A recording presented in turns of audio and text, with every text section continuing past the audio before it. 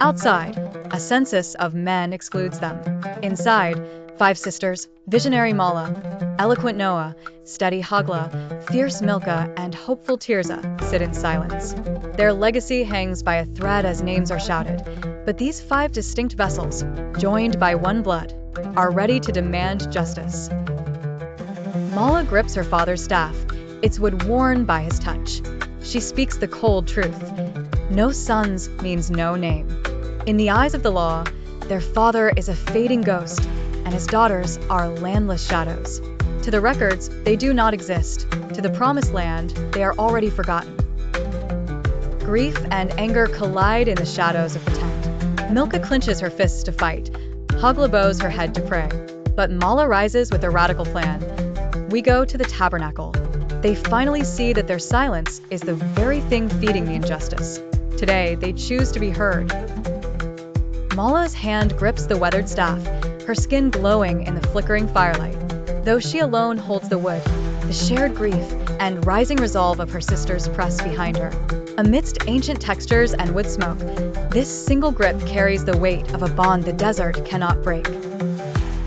Sunlight blazes over the tabernacle, casting sharp shadows across a sea of men in white linen. The air is heavy with heat and tradition. In this vast desert of white, 5 sisters stand as a defiant island of color and courage, their resolve shimmering under the relentless glare of the midday sun. A restless murmur ripples through the crowd as the sisters approach, a solid wall of unity with arms tightly linked. Before them, Moses and Eleazar sit on stone benches, icons of ancient authority. In this moment, the weight of tradition meets the unwavering force of 5 sisters standing as one. Moses looks up, his weathered face etched with surprise. The crowd falls silent as his voice carries across the dust. The daughters of Zelophehad, he says, eyes scanning their linked arms. Why do you stand before the assembly? It is a question that opens the door to history. Mala, my lord, we come for our father. He died in the wilderness, a man of faith who left no sons. Noah, why should his name be blotted out? Is his legacy less because he raised daughters instead of sons? Does the soil not know our touch as well as a man's? Eleazar, interjecting, the law is set. Inheritance follows the male. To change it is to move the mountains. Milcah, then let the mountains move. Our father's name is not a thing to be discarded like desert dust.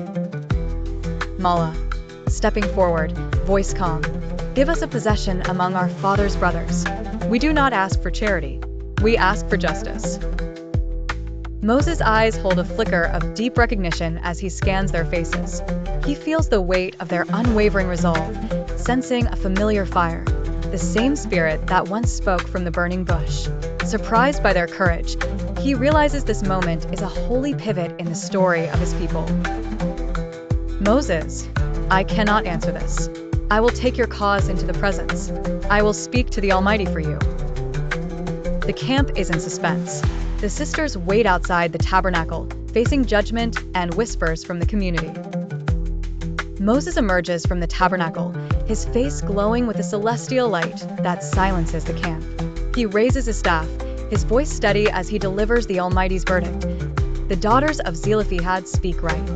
In that moment, the law shifts, and the sisters' courage becomes eternal.